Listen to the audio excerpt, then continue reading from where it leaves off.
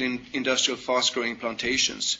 And here we foresee a very strong development, which actually allows us to operate in a much better way for the future in the forest sector and in developing a supply of wood built on a sustainable basis, including then combined land utilization. So when we look at the overall picture here, I think the forest products part of this puzzle is clear. It's providing a sustainable solution for a quite complex world. It's adding more value into the land system that is for benefit for all.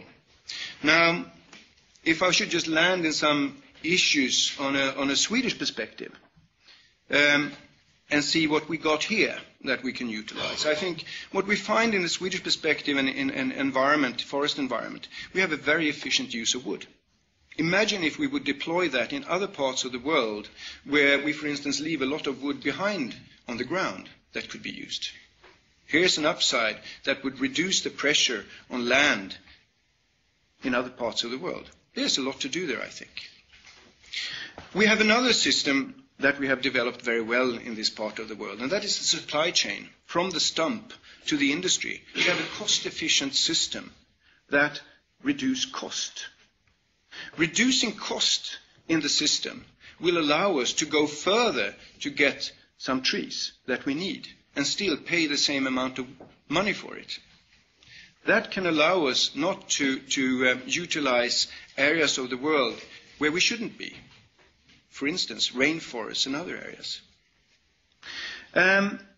One issue, though, which I think is important to bring in mind, looking at what we see ahead of time here. We have a lot of competence in Sweden, but perhaps, at least when I went to forestry school and what I've heard from my current fellows that go to forestry school, we don't learn too much about fast-growing plantations and how things are done in the other part of the world.